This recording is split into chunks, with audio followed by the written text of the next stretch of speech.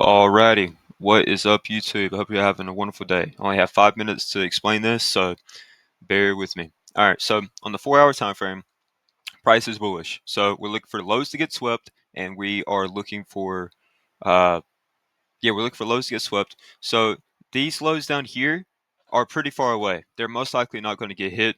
So we can scale down to the 1 hour time frame and keep in mind the 4 hours bullish and the 4 hour is bullish and the 1 hour is bearish. So later on, that'll help us out to figure out what time frame we're going to be scaling down to, which will be the 15-minute time frame instead of the 5 minute. And I'll explain that more in depth when we get to it.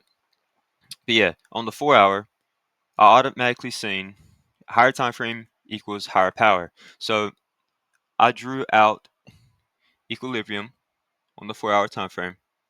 Okay.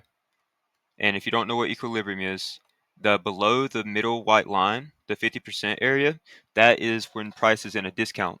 So people are more likely to buy, or big buyers are more likely to buy in the discount area. And price also has a fair value gap here. So I'm thinking to myself, okay, this is a high confluence area. If price enters into it, price will most likely change direction, especially after a 1 hour liquidity sweep. So what was the low in this area, right? Where resting orders were sitting at. Resting orders were most likely here.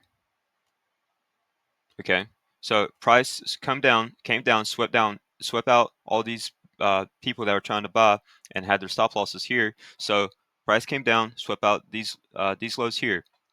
After price swept that low and got the main liquidity sweep out for the day, I was looking for buys, and I was looking for buys. No, I was looking for a break of structure on the 15-minute time frame. Whenever the 1 hour time frame is not in alignment with the 4 hour, so if their trends are different, in this case, the 4 hour was bullish and the 1 hour was bearish, you scale down to the 15-minute time frame after the liquidity sweep happens and look for a break of structure. Okay, and if the 1 hour time frame and the 4 hour time frame are not or are in alignment. So in this case, if the 1 hour was bullish with the 4 hour, then we would go down to the 5 minute time frame. So in this case, we scale down to the 15-minute time frame. Wait for price to sweep these lows, which is the white line. And also we have these higher confluence areas, which is the fair value gap, the 4 hour fair value gap, and the 4 hour equilibrium. Okay, price created a high, price swept the lows, price created this high, price swept the low, okay?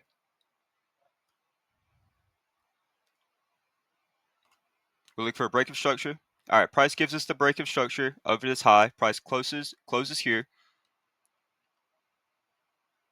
Okay, what are our confluences? We have another equilibrium here.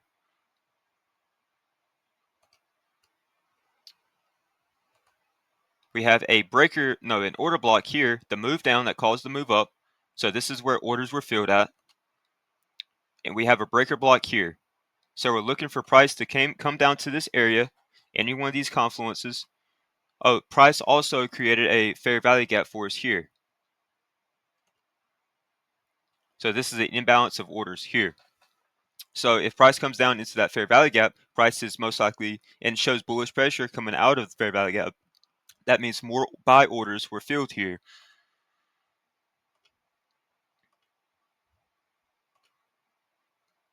Okay, price closes a bullish 15-minute candle out of the fair value gap. We take buys off of that. Stop loss, this is where my stop loss was at for the day. 190.70. Take profit. All the way up here. Okay, there was a better entry. I don't know if I have enough time to explain it. There was a better entry. There was a break of structure on the 5-minute time frame. Here, there was a break of structure on the 5-minute time frame after price entered into equilibrium. That was the better entry, and it entered in the order block and breaker block.